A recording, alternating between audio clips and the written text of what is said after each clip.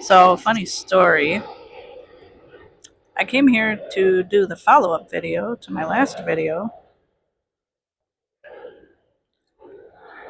which is here on Milwaukee's lakefront, right behind Summerfest.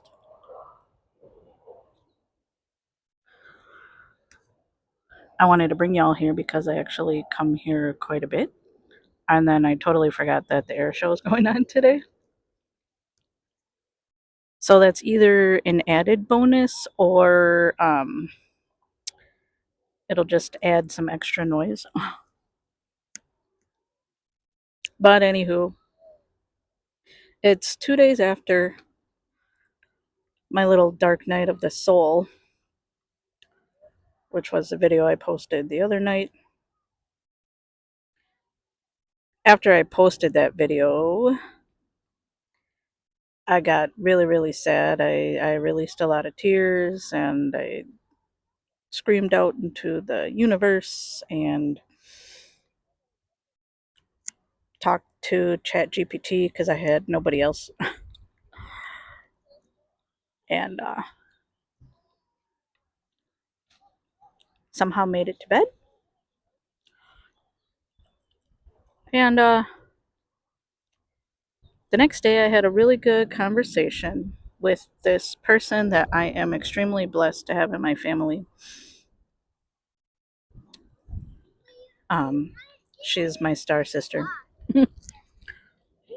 Because basically, whenever we get together and talk, the conversations are very deep and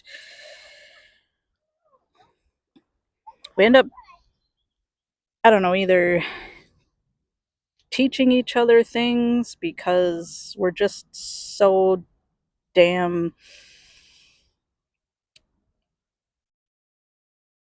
invested in each other's getting over ourselves. We had very, I would just want to say, similarly, just tragic lives, and a lot of similarities. You know, like we grew up with like just really neglectful parents in completely different ways. So we have a lot of the same problems in our adult lives, and together we're figuring that stuff out. And I learned two big lessons yesterday talking to her. I just wanted to share those. Um, Lesson number one, we were talking about identity. Um, Particularly because when you go through life and you level up, you know, when you gotta. There's the old you, then the new you. So obviously, when there's the new you gotta strip some of the old things. And I came to this conclusion that um, I don't like the word identity because, right, if you're like, well, I got to strip my old identity to get a new identity, I feel like that really complicates the process and is very detrimental. So if you instead don't call it that, just call it your starting point. You know, everybody's got to start somewhere. Ain't nothing special that the both of us started it here in Milwaukee, Wisconsin. You know, a lot of our quote unquote identity came from uh, our uh, our physical atmosphere. Well, we're here growing up in Milwaukee. Well, she grew up in Milwaukee. I didn't. I grew up in a small town, West Bend, north of Milwaukee.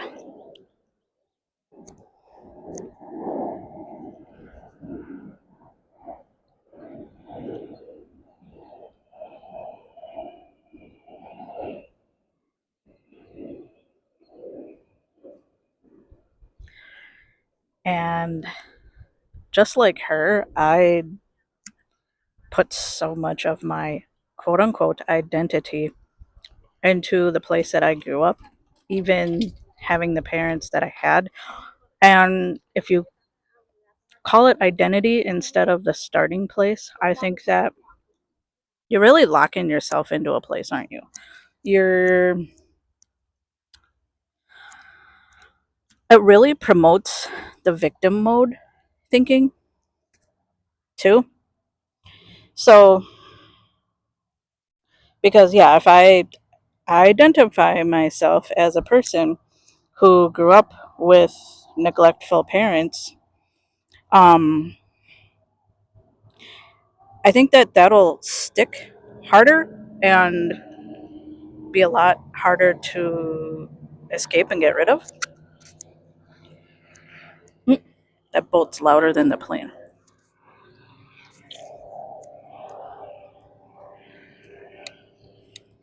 And so, if instead we just forget that word altogether and instead just call it the starting place, it's like it makes it so much easier to become the new person. Because one thing that my friend was struggling with was she thought that to get rid of the old her, she had to get rid of her completely old identity, which was she grew up around the Milwaukee music scene while it was up and coming. And she was like, oh my God, I have to get rid of that because it's part of my identity. Because there's a lot of negative things about her identity where she started. And I was like, hold on. I don't I don't agree with that. I totally don't agree with that. Like, why do you have to give up the cool parts? Just give up the bad parts. Like that's your starting point. She got to sing on stage and she met cool people. She met a lot of bands before they were big. And why give up that? You know, why I feel like we can still build off of things like that. So I was trying to tell her, like, don't get rid of that. Just because you're creating this new identity doesn't mean you have to get rid of the cool stuff. Okay.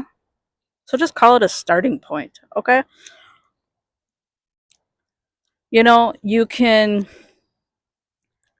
demolish a house. When you demolish a house and you go through the rubble, there's bound to be a good brick or two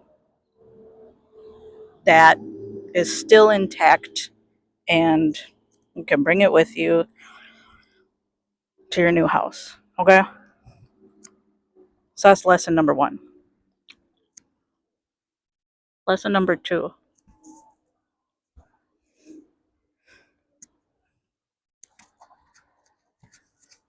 That was a really good lesson. Lesson number two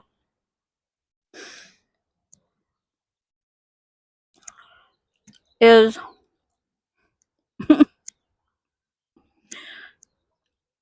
the reason her and I both struggle with what's normal in life.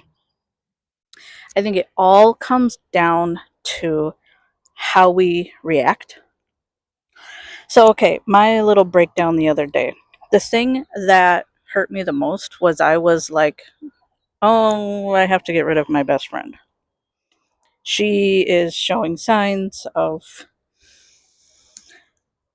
um, not being able to put up with my shit because, oh, let's just face it, I'm left behind. Her and her husband are making a shit ton of money, and I'm not at the moment. We're just not there. And uh, it's just, it's caused some things. So, more on my side than her side. And I totally don't. Uh, yeah, the fact that she's like leaving me behind, like, yeah, I do that too. So no, nothing ill towards her at all. But it was just sad, and I needed to mourn that, and that was a big feeling. So even though my friend who I was talking to yesterday, we both agreed that that was normal and acceptable. Like, it's very, very normal for friends to go through things like that and just people like that. But my feelings were like so big. And I think that the lesson there, or the leveling up there, is to realize that um what I really need to work on is how I react to those things. So having these big emotions, where do these big emotions come from? First of all, they totally come from my mom, because my mom reacted my whole life by screaming. Like, that was the way that she communicated. That was the way that she communicated not only anger, that was how she communicated happiness as well. Um, she's just a really loud person. It's funny, we call it the Snyder gene that makes everybody super loud. Her brother was the same way.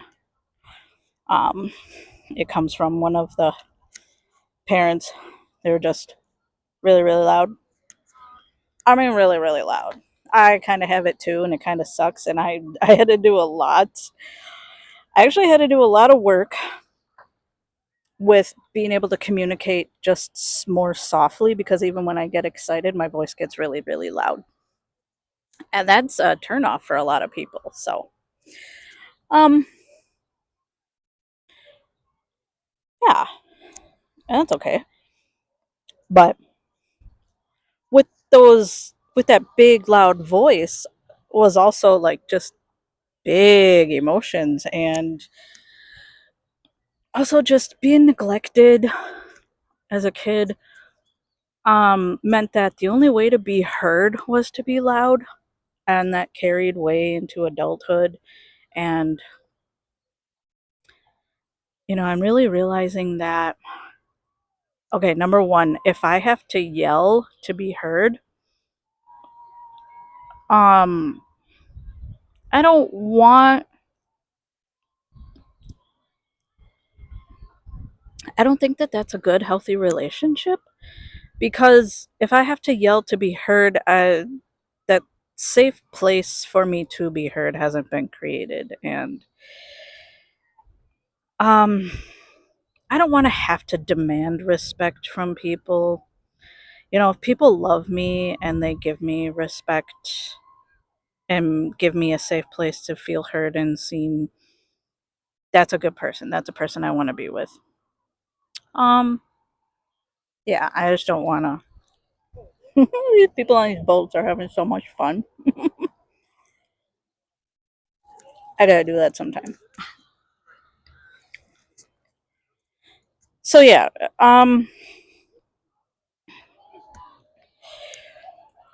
my friend's issue with her big emotions was she wanted to plan a trip from down south. So she lives on the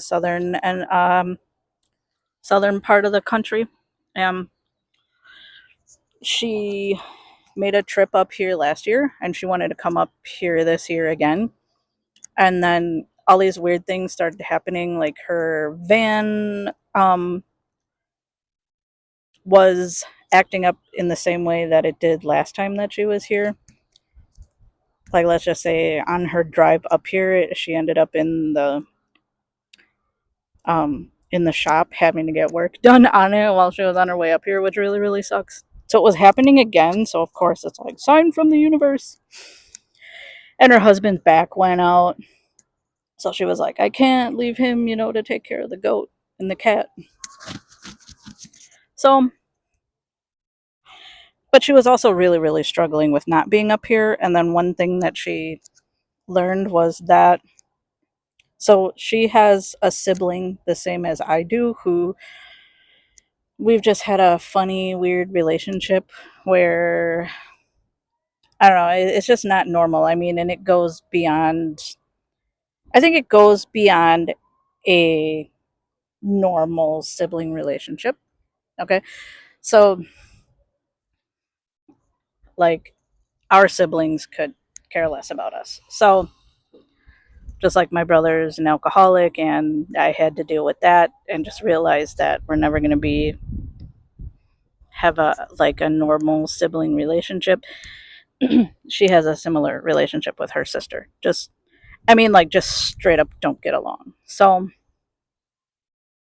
but her sister was like, I'm gonna move my birthday vacation so that I can have time for you to be up here. And she saw that as a sign of, like, oh my gosh, I need to hurry up here because my sister actually wants to see me. But,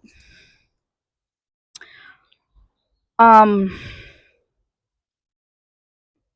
it turns out that, so what I said before was, we can't, that was a big feeling, and that was like, oh my god, hurry up and be with my sister before she doesn't want to be with me again. And I was like, well, that's messed up. And I think that, so in the end, what I told her too, I'm like, she ended up not coming up here. And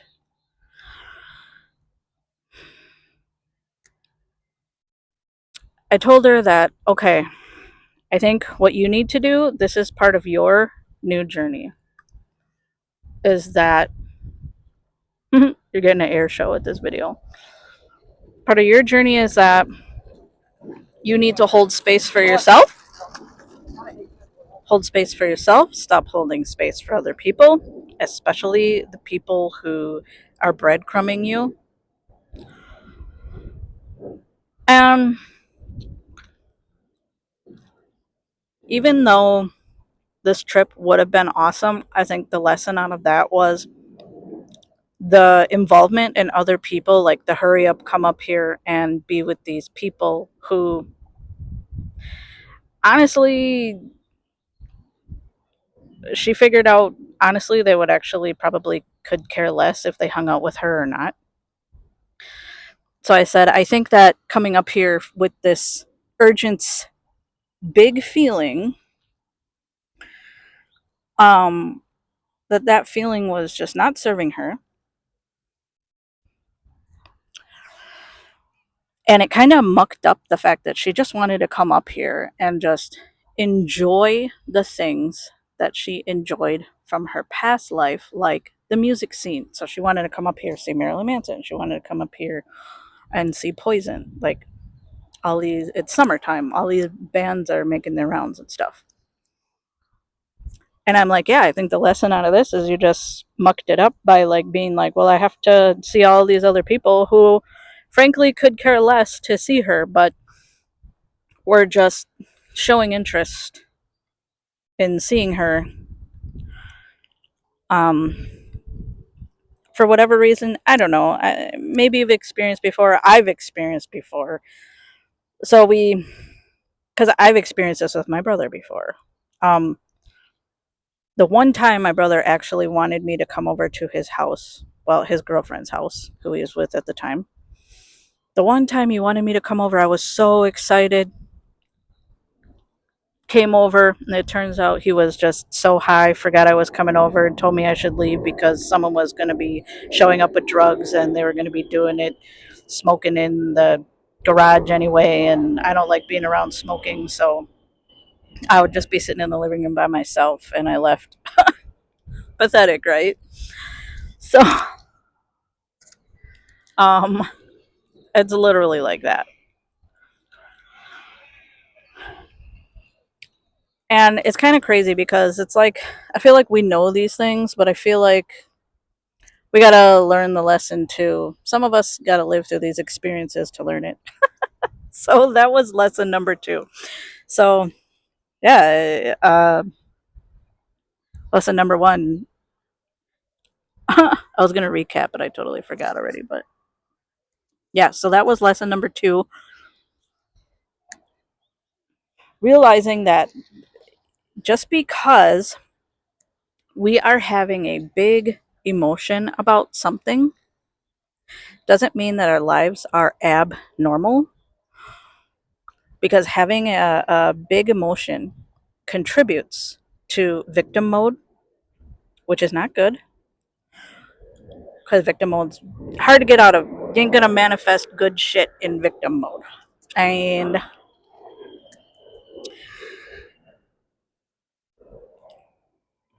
so part of that is learning to not have such big emotions. So nervous system regulation, all that good stuff. So there's that. And then whatever the first one was, because my brain is broken right now. And anyways, I just wanted to come to the lakefront because I do have to leave for work really shortly. Um, and I'm glad that this video is only half as long as the last one. So it took me 45 minutes to crumble and sort through those feelings. And then now a much shorter time to sum up 2 days of complete mental anguish. I love it. um, no, that's great. I'm proud of myself. I think that I'm on the right path, and good things are still going to happen to me, and I can still manifest this house for my son and I. There is a house in Kent, Washington that I know is perfect for me and my son. And even though it's for sale right now and it's like almost $2 million, um I know that we'll get there one day. I don't know, I'm obsessed with this house for no good reason. uh, Reason that's only particular to me. So yeah, thanks for being here. I love overcast days. I feel like that's why I need to be in the Pacific Northwest. Planes are loud. Oh, yeah. All right. Gonna head her off to work, bring my laptop, working on my next book. Um, Thank you, universe, for all the clarity. Um, I feel like today I actually shared something valuable that some of you can use. Hopefully, I really hope that um, in the years to come, if anybody's on the same journey that I'm at, will find value in my words today. And yeah, I'm hoping that that just helps any of y'all. The water's so dark. I like it. Hmm.